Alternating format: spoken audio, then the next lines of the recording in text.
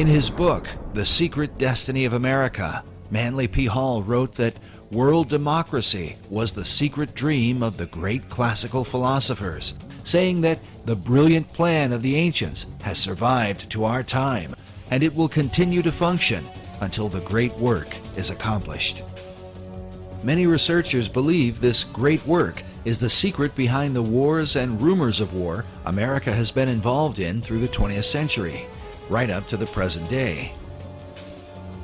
Could this plan of the ancients to establish a world democracy be the real hidden agenda of secret societies? And was this ancient plan echoed in the 2005 inaugural address given by President Bush? When our founders declared a new order of the ages, they were acting on an ancient hope that is meant to be fulfilled. The occult is working at the highest levels of our society, using the military and financial power of the United States to bring about this one world state. And the president has spoken openly about it, how the purpose of the United States is to bring democracy to the nations of the world. Where did this become the function of our nation, to bring democracy to the world? You only need to read the writings of Manly P. Hall, where he tells you that for 3,000 years, secret societies have been working to bring democracy to the world. You read President Bush's speech, before the Association on Democracy, the National Association on Democracy. He tells you for 2,500 years, people have been working to bring democracy to the world. Yet the ancient philosophers recognized that a true democracy could only be achieved by a society of perfected men. The perfected man would be comfortable in a true democracy.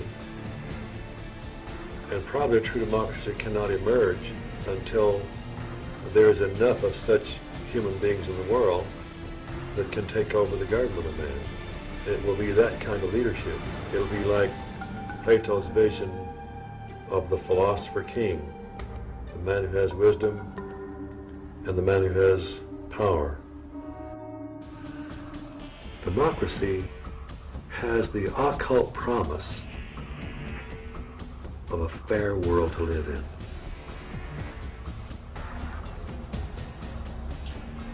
Now, you mentioned the occult promise. How would you define a term like that for an audience who's...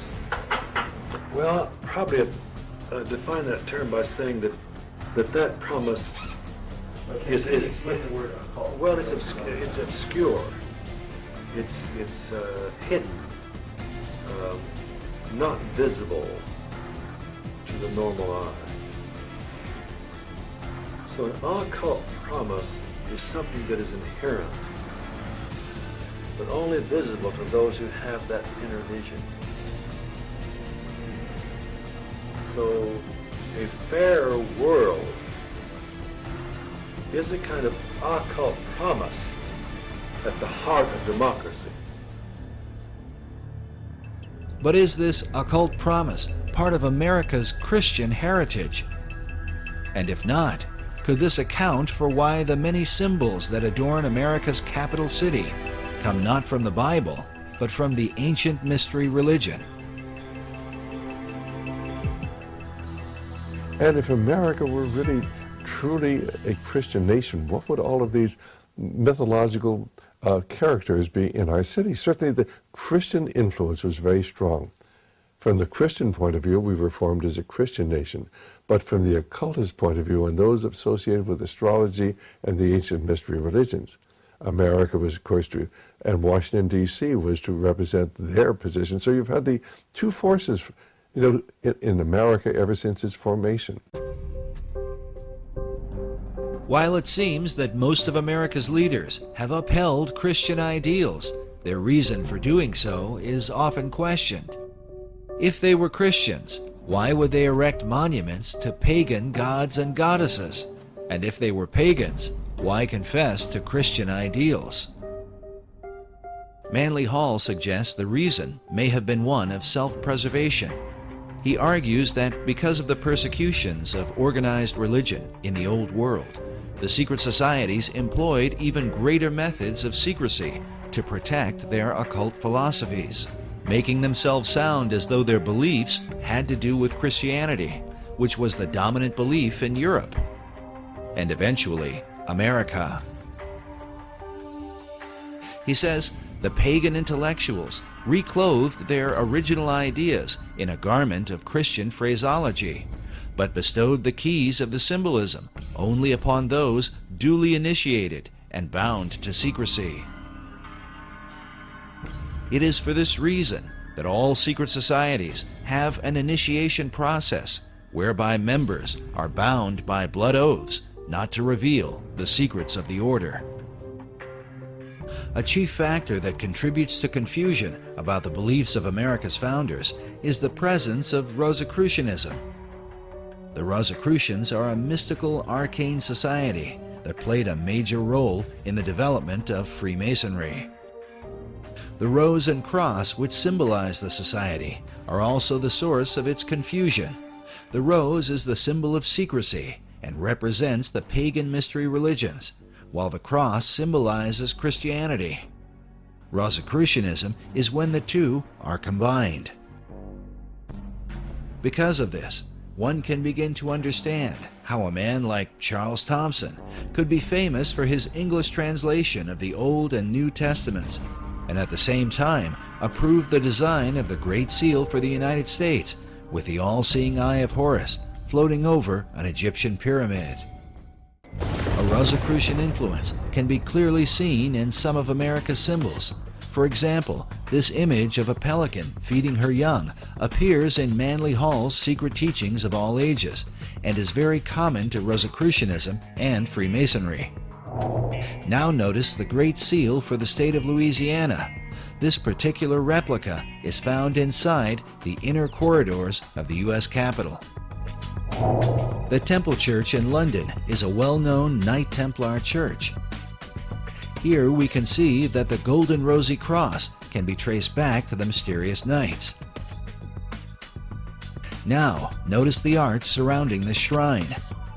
How a series of squares are shown with red and golden roses in the midst.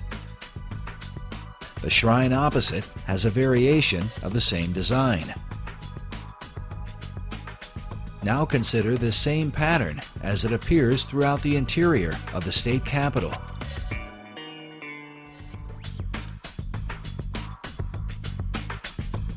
Inside the old Supreme Court room, and in various forms throughout the Library of Congress.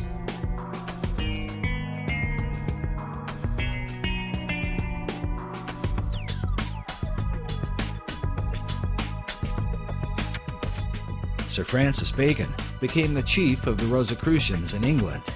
His famous saying, "Knowledge is power," is found written inside the Library of Congress, while a statue of Bacon can be seen on the upper level. Elsewhere in the main library is a Baconian passage from his collection of essays. It reads, "The inquiry, knowledge, and belief of truth is the sovereign good of human nature." This saying is found over a statue representing philosophy. Could this be an indication that Baconian philosophy governs the New World concept? Albert Pike was one of the most prominent 19th century Freemasons. He joined the fraternity, I believe, in 1859, just before the Civil War. He was a scholar of ancient languages, was very familiar with what we would call comparative religion today, and he was given the task by the Supreme Council for the Southern Jurisdiction to rewrite their rituals. And this he did just before the Civil War, and then after the Civil War, he was elected Grand Commander of the Southern Jurisdiction, and he served in that position until his death in, I think, 1891. Pike held the office of Sovereign Grand Commander for the Southern Jurisdiction, which is based in Washington, D.C. Albert Pike's great contribution to the Scottish Rite is his book, Morals and Dogma of the Ancient and Accepted Scottish Rite of Freemasonry. On the title page it reads, "Esoteric Book for Scottish Rite Use Only, to be returned upon withdrawal or death of recipient." It's given to the new Masons after they've gone through a series of stuff. Then they're given a copy of Albert Pike's book. Pike declared that the true definition of Freemasonry is an advance toward the light.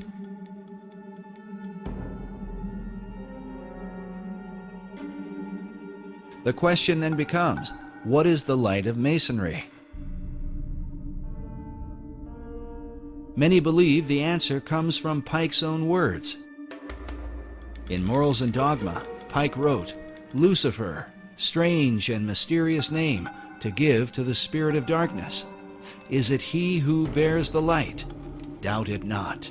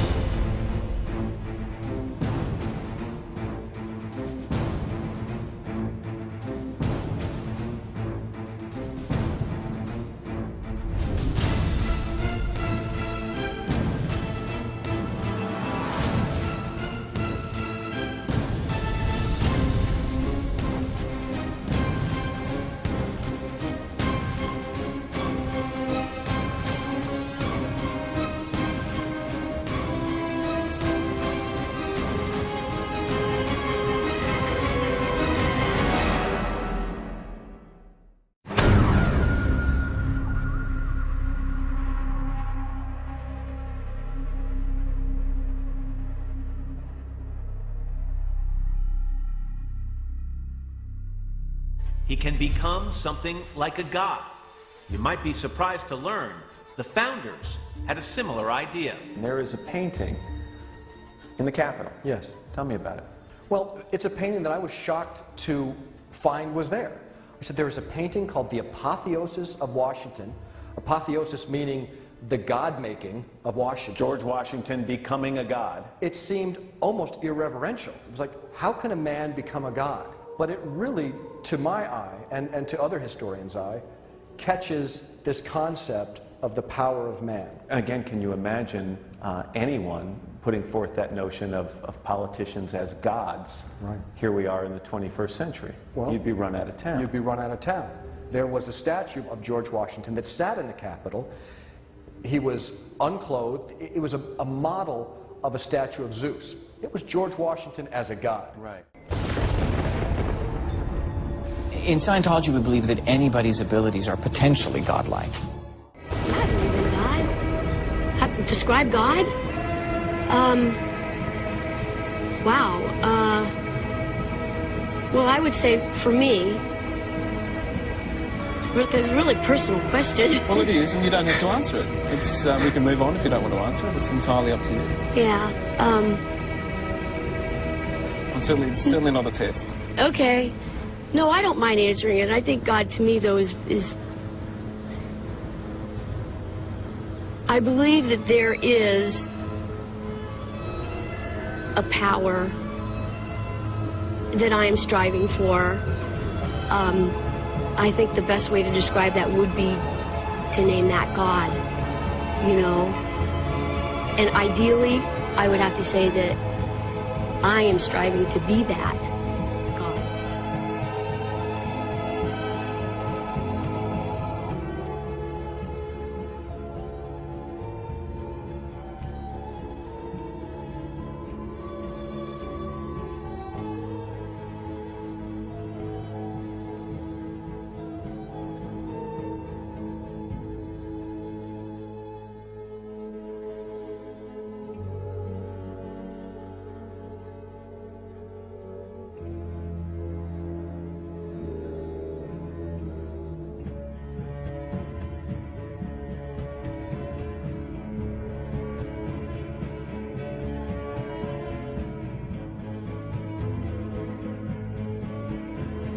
I know for a fact that there's definitely people that believe in Satan and worship Satan, you know what I mean? That's real, that exists.